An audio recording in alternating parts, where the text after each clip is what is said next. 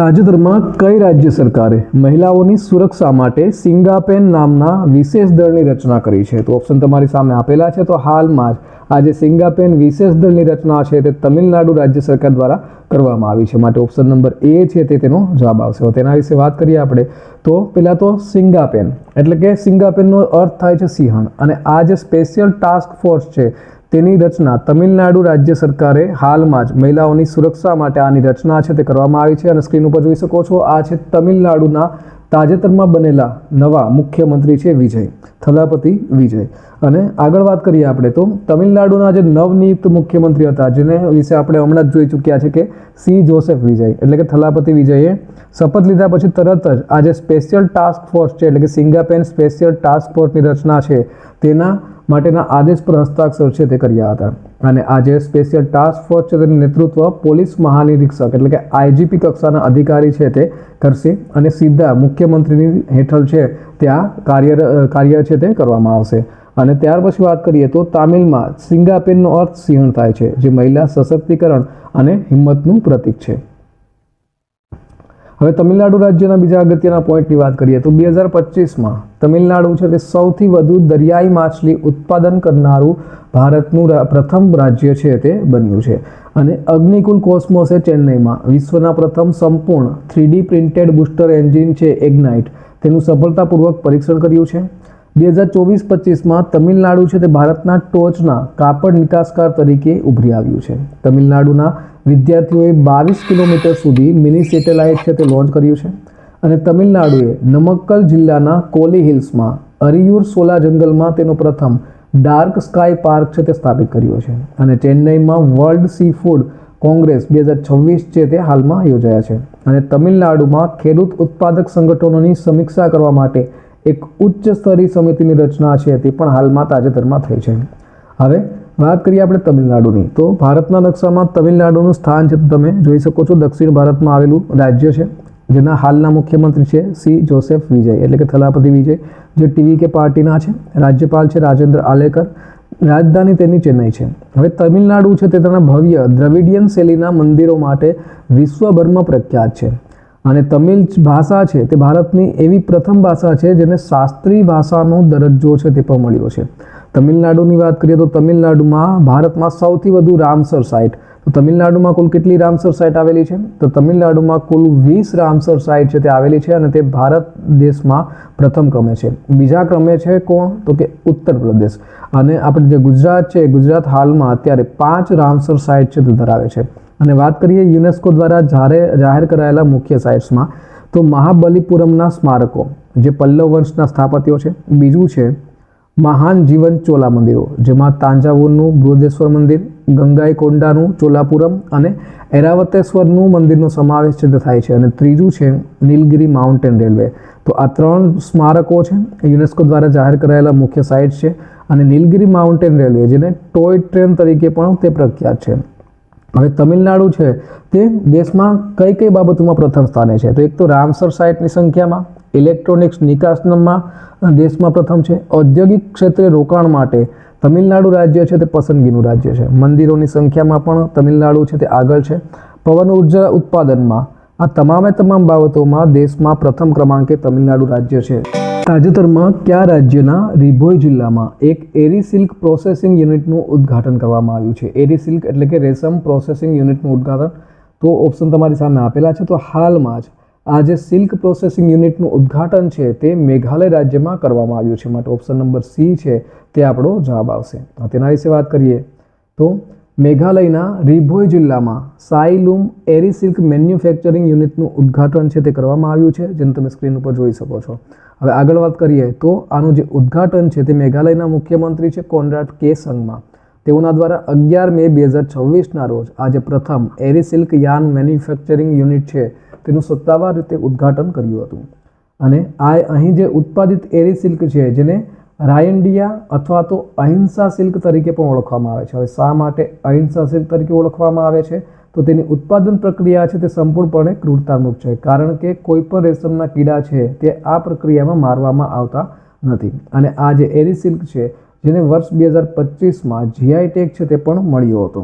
ત્યાર પછી જોઈએ તો આ યુનિટની સ્થાપનાને પ્રોત્સાહન આપવા માટે પ્રાઇમ મેઘાલય પહેલ હેઠળ 35 લાખની નાણાકીય સહાય છે તે પણ પૂરી પાડવામાં આવેલી છે. અને આ જે યુનિટ છે તે હાલમાં દરરોજ આશરે 20થી 30 કિલોગ્રામ રેશમ યાન છે તેનું ઉત્પાદન કરે છે. વાત કરીએ આપણે મેઘાલયના બીજા અગત્યના પોઈન્ટની, તો હાલમાં જ મેઘાલયના વિશ્વ પ્રસિદ્ધ લિવિંગ રૂટ બ્રિજને યુનેસ્કો વર્લ્ડ હેરિટેજ સાઇટ માટે નામાંકિત કરવામાં આવ્યું છે. જે રેવતી મોહિત ડેરેએ મેઘાલયના પ્રથમ મહિલા મુખ્ય ન્યાયાધીશ છે તે બન્યા છે. ભારતીય સેના મેઘાલયમાં લશ્કરી કવાયત પ્રગતિની પ્રથમ આવૃત્તિનું આયોજન કરશે. યુપીએસસી પરીક્ષા પાસ કરનારાઓ માટે સીએમ પ્રેરણા યોજના છે તે મેઘાલયમાં શરૂ કરવામાં આવી છે. મેઘાલયમાં સાપની એક નવી પ્રજાતિ જેનું નામ છે કેલામેરિયા ગેરોએન્સિસ તે મળી આવી છે. અને મેઘાલય છે તે ખાસી અને ગારો ભાષાઓને સત્તાવાર ભાષાઓ તરીકે માન્યતા આપી છે. મેઘાલયે દૂરના વિસ્તારોમાં હાઈ સ્પીડ ઇન્ટરનેટ લાવવા માટે સ્ટારલિંક ઇન્ડિયા સાથે ભાગીદારી છે તે પણ કરી. સ્ક્રીન ઉપર જોઈ શકો છો, આ છે મેઘાલય રાજ્ય. તેના વિશે વાત કરીએ તો હાલના મુખ્યમંત્રી છે કોનરાડ સંગમા, રાજ્યપાલ છે શ્રી ચંદ્રશેખર એચ વિજયશંકર, રાજધાની છે શિલોંગ જેને પૂર્વનું સ્કોટલેન્ડ છે તે પણ કહેવામાં આવે છે. અને સૌથી વધારે વરસાદની વાત કરીએ તો મેઘાલયમાં આવેલું મોસિનરામ અને ચેરાપુંજી છે તે વિશ્વમાં સૌથી વધુ વરસાદ મેળવતા સ્થળો છે. એટલે કે આ જે સ્થળો છે તેમાં સૌથી વધારે વરસાદ પડે છે. અને આદુ અને હળદરના ઉત્પાદનમાં ગુણવત્તાની દ્રષ્ટિએ આજે મેઘાલય છે તે મોખરે છે. અને ખાસ કરીને જે લાકાડોંગ હળદર છે તેની પ્રખ્યાત છે.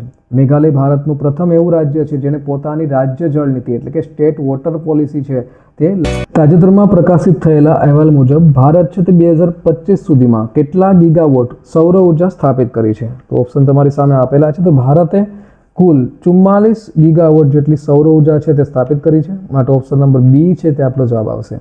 તેના વિશે વાત કરીએ હવે તો તાજેતરના જે અહેવાલ છે તેના મુજબ ભારત છે તે વર્ષ 2025 સુધીમાં રેકોર્ડ બ્રેક 44 ગીગાવોટ સૌર ઉર્જા છે તે ક્ષમતા સ્થાપિત કરવામાં સફળ રહ્યું છે. અને આ ઝડપી વિસ્તરણ સાથે ભારત છે તે વિશ્વનો ત્રીજો સૌથી મોટો સૌર ઉર્જા ઉત્પાદક દેશ છે તે બની ગયો છે. ભારત છે તે ત્રીજા ક્રમાંકે છે. તો તેનાથી આગળ કોણ છે? તો પ્રથમ ક્રમાંક ઉપર છે ચીન અને બીજા ક્રમાંક ઉપર છે યુરોપિયન યુનિયન. ત્રીજા ક્રમાંક ઉપર અમેરિકા છે તે હતું, પરંતુ તેને પાછળ છોડી અને ભારત છે તે ત્રીજા નંબરનો સૌથી મોટો સૌર ઉર્જા ઉત્પાદક દેશ છે તે બની ગયો છે. અને આપણા રાજ્યની વાત કરીએ તો ભારતના જે રાજસ્થાન, ગુજરાત અને મહારાષ્ટ્ર છે તે દેશના સૌર મિશનમાં મોખરે રહ્યા છે, જે મોટા પાયે સૌર પ્લાન્ટ સ્થાપવામાં મુખ્ય ભૂમિકા છે તે ભજવે છે. અને ગુજરાતના આપણે વાત કરીએ તો ગુજરાતનું જે મોઢેરા છે તે ભારતનું પ્રથમ એટલે કે 24 કલાક અઠવાડિયાના 24 કલાક સૌર ઉર્જા સંચાલિત ગામ છે. મોઢેરા છે તે ભારતનું સૌપ્રથમ એવું ગામ છે જે દિવસ અને રાત સંપૂર્ણપણે સૌર ઉર્જા પર ચાલે છે, જે મહેસાણા જિલ્લામાં આવેલું છે ગુજરાતમાં. અને અહીંની વિશેષતા એ છે કે અહીંના ઘરો પર 1300થી વધુ રૂફટોપ સોલર પેનલ્સ છે તે લગાવવામાં આવી છે. અને મોઢેરા છે તેના પ્રખ્યાત સૂર્ય મંદિર માટે પણ જાણીતું છે. અને હવે તે ઉર્જા ક્ષેત્રે પણ આદર્શ ગામ છે તે બની ગયું છે. અને બીજું છે પલ્લી, જે જમ્મુ કાશ્મીરમાં આવેલું છે, જે પ્રથમ કાર્બન ન્યુટ્રલ પંચાયત પણ છે. સ્થળ છે સાંબા જિલ્લો અને જમ્મુ કાશ્મીરમાં. અને વિશેષતા શું છે? તો 2022માં પલ્લી છે તે ભારતની પ્રથમ કાર્બન ન્યુટ્રલ પંચાયત છે તે બની હતી. અહીં 500 કિલોવોટનો સોલાર પ્લાન્ટ છે તે માત્ર 3 અઠવાડિયામાં સ્થાપિત છે તે કરવામાં આવ્યો હતો. તાજેતરમાં લોરા ફર્નાન્ડીઝ અને કયા દેશના બીજા મહિલા રાષ્ટ્રપતિ તરીકે નિયુક્ત કરવામાં આવ્યા હતા? તો હાલમાં જ તેઓને કોસ્ટારિકાના બીજા મહિલા રાષ્ટ્રપતિ તરીકે નિયુક્ત કરવામાં આવ્યા છે. માટે ઓપ્શન નંબર બી આવશે. તેના વિશે વાત કરીએ હવે તો તાજેતરમાં જે લોરા ફર્નાન્ડીઝ, જેને તમે સ્ક્રીન ઉપર જોઈ શકો છો, તેને કોસ્ટારિકા દેશના બીજા મહિલા રાષ્ટ્રપતિ તરીકે નિયુક્ત છે તે કરવામાં આવ્યા છે. અને આ સાથે સાથે તેઓ કોસ્ટારિકાના 50મા રાષ્ટ્રપતિ તરીકેના શપથ છે તે લીધા છે. અને રાજકીય પક્ષની વાત કરીએ તો તેઓ સોવરીન પીપલ્સ પાર્ટીના સભ્ય છે. અને તેઓ લોરા ચિંચિલા પછી કોસ્ટારિકાના રાષ્ટ્રપતિ બનનારા માત્ર બીજા મહિલા નેતા છે. ઓફ ઇન્ડિયન સ્ટાન્ડર્ડ્સ દ્વારા સ્પેસ સિસ્ટમ્સ એન્ડ ઓપરેશન્સ પર ISO સબ કમિટીનું 35મું પૂર્ણ સત્ર ક્યાં યોજાયું હતું? તો હાલમાં જ આ જે 35મું પૂર્ણ સત્ર છે તે નવી દિલ્હી ખાતે યોજાયું હતું. માટે ઓપ્શન નંબર સી છે તે આપણો જવાબ આવશે. તેના વિશે વાત કરીએ હવે તો તાજેતરમાં બ્યુરો ઓફ ઇન્ડિયન સ્ટાન્ડર્ડ્સ એટલે કે BIS નવી દિલ્હીના ભારત મંડપમ ખાતે સ્પેસ સિસ્ટમ એન્ડ ઓપરેશન્સ પર ISO સબ કમિટીના 35મા પૂર્ણ સત્રનું આયોજન છે તે કર્યું હતું. અને તેના આયોજક છે તે national standards body of India, bureau of Indian standards છે તે હતા.